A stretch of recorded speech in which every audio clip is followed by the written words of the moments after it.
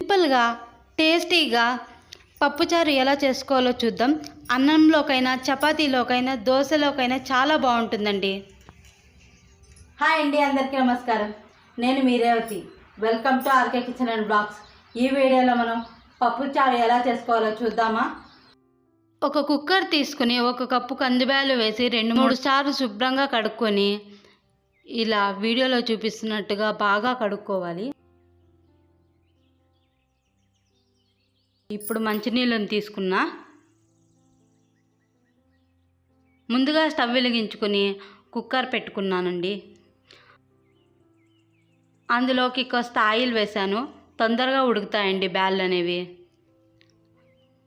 ఒకసారి బాగా కలుపుకోవాలి. పప్పు రసానికి కావలసిన పదార్థాలు: ఎండుమిర్చి, ఎర్రగడ్డలు, కొత్తిమీర, టమోటో, కరివేపాకు, చింతపండు, తెల్లగడ్డలు. ఇప్పుడు మూత తీసి చూద్దాం. చూసారు కదండి, బాగా మరుగుతుంది. ఇప్పుడు కలుపుకొని ఒకసారి ఉడికిందో లేదో చూద్దాం. చూడండి, అర్ధం ఉడికింది. ఇప్పుడు కుక్కర్లోకి ఎండుమిర్చి, టమోటో, చింతపండు, తెల్లగడ్డలు, అలాగే కొత్తిమీర వేసి బాగా కలుపుకోవాలి.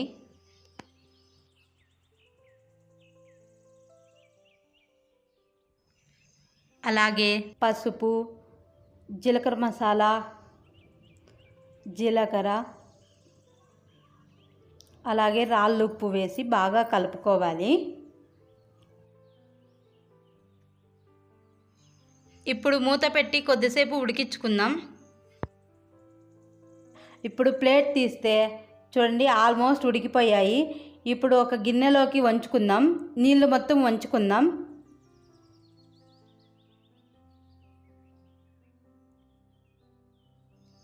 ఇప్పుడు వీటిని పప్పుగుత్తితో ఎనుపుకుందాం.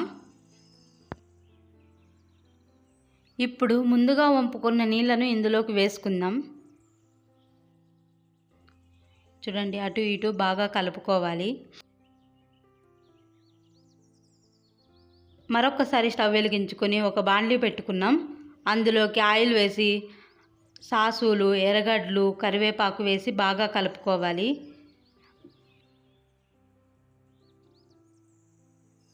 ఇప్పుడు ఈ తిరుగుబాతిని పప్పుచారులోకి వేసుకోవాలి.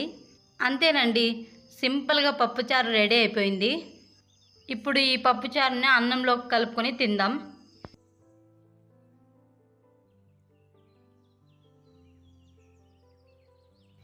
పప్పుచారు ఎలా చేసుకోవాలో చూసారు కదండి. ఇప్పుడు టేస్ట్ చూద్దాం.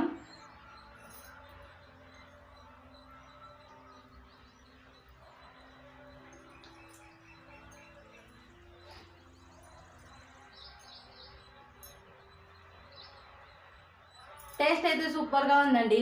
ఒకసారి మీరు కూడా ట్రై చేసి ఎలా వచ్చిందో కమెంట్ చేయండి. అలాగే ఈ వీడియో నచ్చితే లైక్ చేసి అండ్ మన ఛానల్ను సబ్స్క్రైబ్ చేసుకోండి friends. Thanks for the watching.